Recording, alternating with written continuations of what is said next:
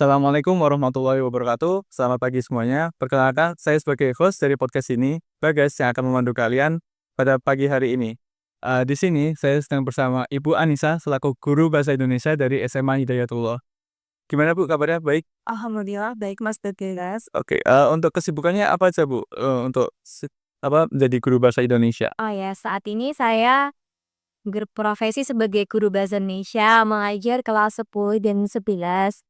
Kemudian saya mengelola web Semaha, SMA Islam Hidayatullah, juga menjadi admin di web cabang Dinas Pendidikan Wilayah 1, Jawa Tengah. Jadi, saya membantu, teman-teman dari sekolah lain yang mengirimkan liputan untuk dipublish di web Cabdi. Begitu pula di web Semaha, tulisan dari anak-anak maupun rekan-rekan guru dan kegiatan sekolah. Oke, cukup hektik berarti ya Bu untuk menjadi guru Bahasa Indonesia di SMA. Oke Bu, jadi tema dari podcast kali ini itu adalah perkembangan bahasa Indonesia menuju bahasa internasional nih Bu. Mungkin saya langsung aja bertanya ke pertanyaan pertama gitu. Bagaimana sih histori bahasa Indonesia dari dulu sampai sekarang sehingga bisa menjadi bahasa Indonesia yang sekarang gitu? Oke.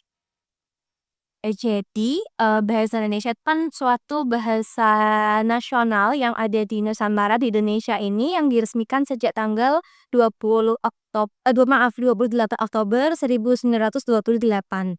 Nah, berkaitan dengan Sumpah Pemuda.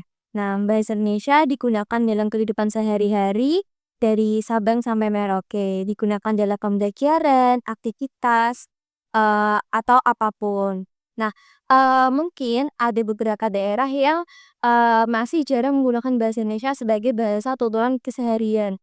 Namun, di Indonesia ini kan semua, tahu kalau bahasa Indonesia itu bahasa nasional yang bisa kita gunakan untuk berkomunikasi, antar satu suku atau antar, pulau, kayak gitu. Nah, jadi misalnya, kita sedang berada di Papua, kita sedang jalan-jalan di Papua, kemudian kita tidak bisa bahasa Papua, mereka menggunakan bahasa Indonesia. Tentunya orang di Papua sana juga tahu bahasa Indonesia untuk berkomunikasi, tuh. Nah, mungkin kalau, nanti, eee, sesuai literatur yang sudah saya baca, dari UNESCO sudah meresmikan bahasa Indonesia ya, menjadi bahasa internasional ke-10. Nah, kalau, mungkin walaupun belum populer, tapi, setidaknya banyak sekali BIPA atau bahasa Indonesia untuk penutur asing yang sudah ada. Oke, berarti itu cukup menjadi bahasa Indonesia sudah istilahnya diakui secara internasional ya, Betul, secara sudah populer. secara legal juga ya Bu. Oke, mungkin ada yang berpendapat nih Bu bahwa terkadang di media sosial itu gimana sih caranya kita bisa mempropagandakan bahasa Indonesia gitu sebagai bahasa yang bisa bersaing gitu di kancah internasional? Karena kita bisa lihat kita mungkin masih agak inferior dibanding bahasa-bahasa asing yang lainnya gitu. Ya, jadi, saat ini sesuai dengan perkembangan teknologi ya Mas Dadar yang sangat pesat, media sosial itu bisa menyebarluaskan informasi ya, dari negara satu ke negara lain, benua satu ke benua lain. Nah, mungkin kita sebagai pelajar, sebagai pendidik, untuk bisa membantu mengeksiskan bahasa Indonesia di kancah internasional itu dengan sering memberikan konten yang berlandaskan atau yang menggunakan bahasa Indonesia dengan baik dan benar, kayak gitu. Berarti pada ininya kita yang sebagai generasi muda ini juga harus mempopulerkan gitu ya Bu. Betul, karena, BIPA sendiri di Indonesia maupun sekitarnya itu sudah sekitar 478 BIPA bahasa Indonesia untuk penutur asing gitu. Jadi, kenapa sih kok bahasa Indonesia dipropagandakan sebagai bahasa internasional? Karena bahasa Indonesia itu bahasa yang mudah difahami, kemudian penuturnya banyak Mas sih kayak gitu. Di Indonesia sendiri kan, masyarakatnya kurang lebih ada 200 juta jiwa ya. Nah itu, eee, hampir mungkin 5% ya dari populasi yang ada di dunia. Cuman karena sekarang juga peluang kerja di luar negeri itu banyak ya, jadi itu kalau bahasa Indonesia sudah menjadi bahasa internasional itu mempermudah kita sebagai generasi penerus bangsa, menempuh pendidikan atau mencari pekerjaan yang ada di luar. Cukup menarik ya Bu, baru tahu gitu saya Bu, tentang BIPA tadi, terus tentang bahasa internasional dan penutur-penutur itu. Eee, Mungkin, pertanyaan selanjutnya nih Bu, bagaimana kita bisa membuat orang asing itu juga belajar tentang bahasa kita yang sudah diakui bahasa internasional gitu, Bu?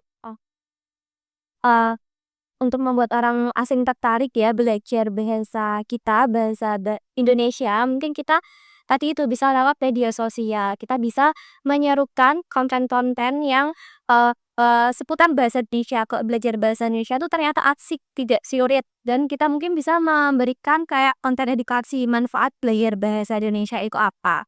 Karena kita tahu ya bahasa Indonesia itu eh, pelajaran yang dipelajari sejak SD ya Mas Nurgaya sampai SMA bahkan sampai kuliah. Nah, sudah lama ya kita belajar bahasa Indonesia. Untuk itu mungkin kita gitu dari konten-konten kita aja untuk belajar bahasa Indonesia.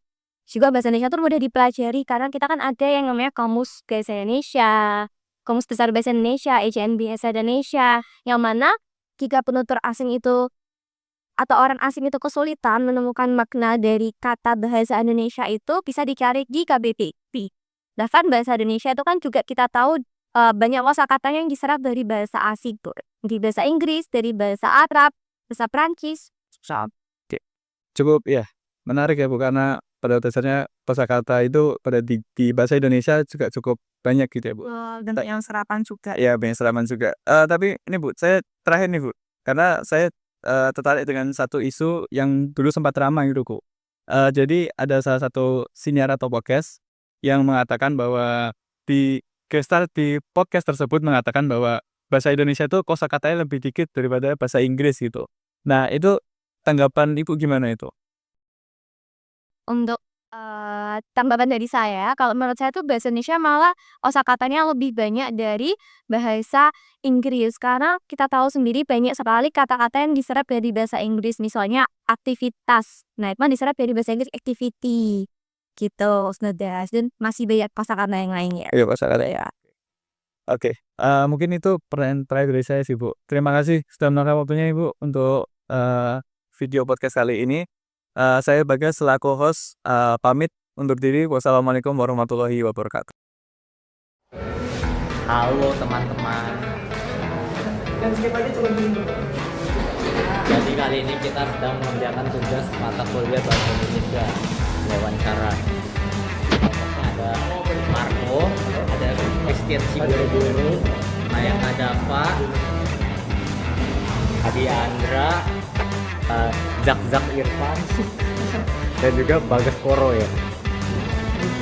Saksikan kelanjutannya guys. Kita lihat gimana hasilnya nanti.